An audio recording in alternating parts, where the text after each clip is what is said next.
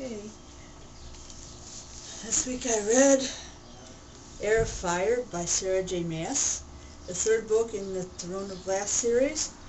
And it really started slow for me. I was all confused. I about gave up on it because it was just slow and I wasn't interested in the witch stuff at the point. And it was like, what is this? Doesn't have anything to do with the story, blah, blah, blah. So I almost gave up on it, but I didn't because my husband said it's so good and everybody else said it's so good and it's even better than the others.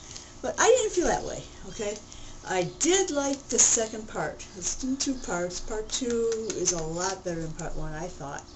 I did like where Selena is being trained to use her magic by Rowan. A new character that's introduced in this book is very, very, very good. And I did get to liken the witch part where they were training their beasts, their weavers or wyvers, whatever how you pronounce that, W-Y-V-E-R. She chose one that wasn't all that, I don't know, scary or powerful as the others, but it had heart and it was a warrior, and so it was funny. That was a good part that I liked. Abraxas was her beast's name, and that was good with him. And then the ending was, oh my goodness. As a poor Dorian, I was cheering for Cole again, or Kale,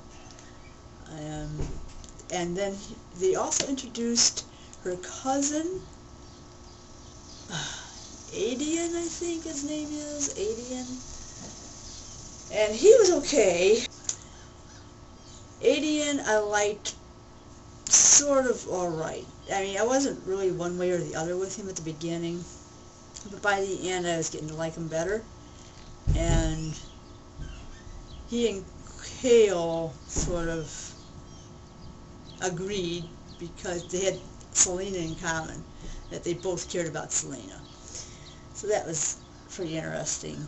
And Dorian gets a new girlfriend who, I can't spoil it for you, but it was like he moved on, and but it was so sad at the end. Oh, poor Dorian. But boy, things are coming. I bet that it is going to continue to be good. Okay, one book I read in July was Point of Return by Colleen Hoover that I really didn't care for. I didn't even finish it. I just started it and I couldn't get into it. I loved the first one in this series, was Slammed, which I really liked. And then I read another one by her, which was Confession, something like that. And that was good. But this one, it just continues with Will and Lake's relationship and with their kids, and now Lake's parents are both dead too. And it just seems to be going to where they're shacking up together. I just didn't care for it. Other people might love it, but I didn't. And I don't know. I just didn't want to spend any more time on this one because I had better books to read.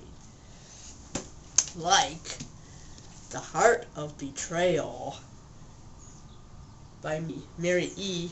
Pearson.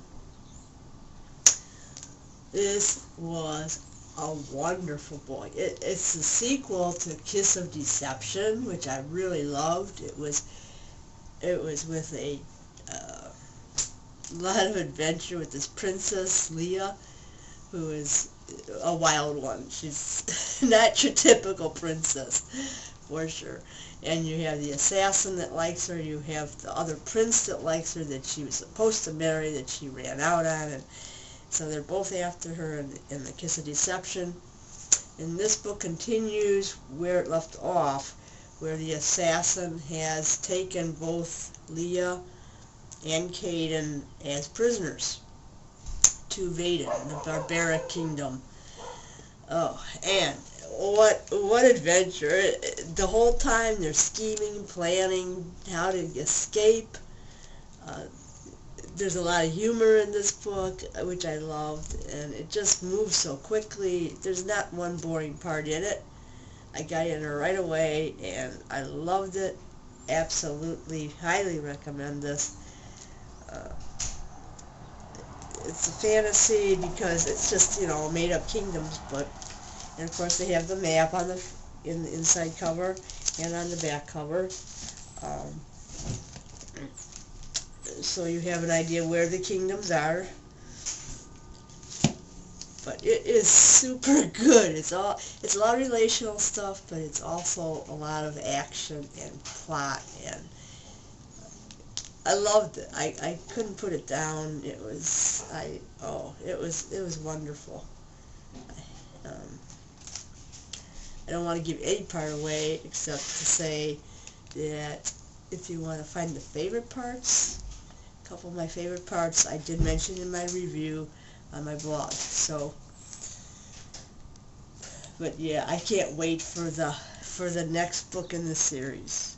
It's the Remnant Chronicles series by Mary E. Pearson. Fantastic.